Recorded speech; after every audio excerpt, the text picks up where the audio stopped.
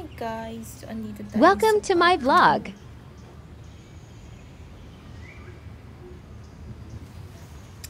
Ayan! Ayan guys. Ganun lang.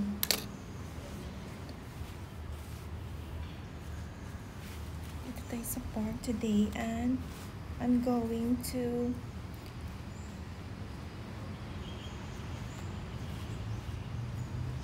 just nagugutom na ako guys.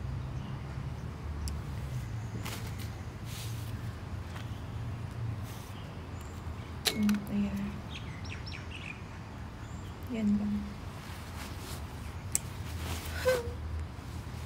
Diba, bakit ang pangit? Ang walang lights. At maganda kanina yung lights, tapos ngayon wala nang lights.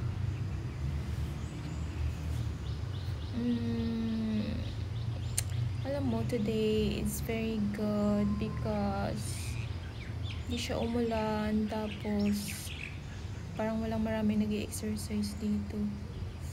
Puro mga matatanda. Ano maganda dito sa Singapore kasi lahat ng mga HDB building nila, yung mga housing development, HDB building, merong mga exercise na mga merong park na mag-exercise ka kasi mandatory sa kanila yung exercise dito dahil binibigyan sila ng pera kapag nag-exercise sila. Ganun.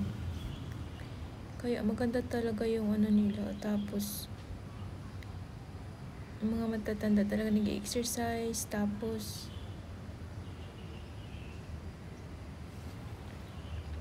yung ayaw ko lang dito is pag nagsasalita sila malakas talaga, tapos malakas, malaki. Hindi bagay sa akin kasi pag ganun kasi parang feeling ko nagagalit, pinapagalitan ako. Kasi I used to yung mahinhin lang na boses, tapos mahina, tapos ganun lang. Kaya hindi ako sanay sa mga malalakas na boses pag nagsasalita. Ganun. Ayoko nang ganun. Naiiyak ako pag ganun. Ang OA lang. Pero totoo yun. Tapos ako kasi yung tipong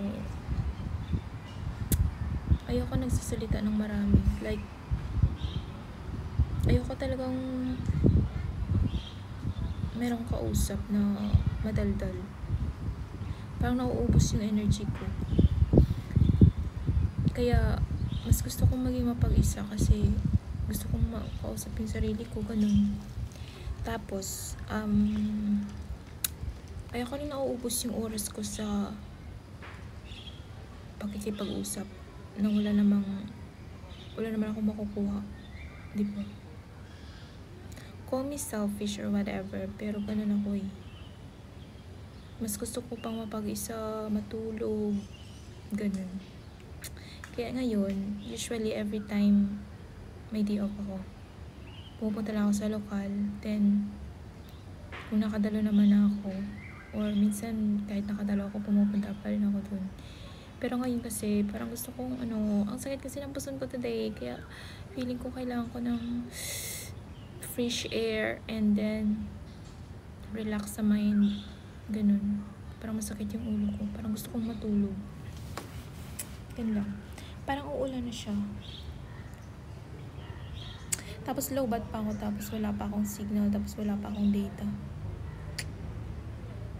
Anong gagawin ko, diba? Tinatamad naman akong gumala.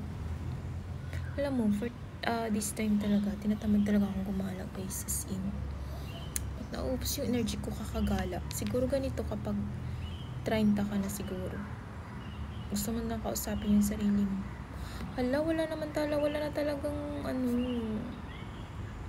ganun lang. Sige, bye na. Parang nakaka-receive pa rin ako ng message kahit walang signal.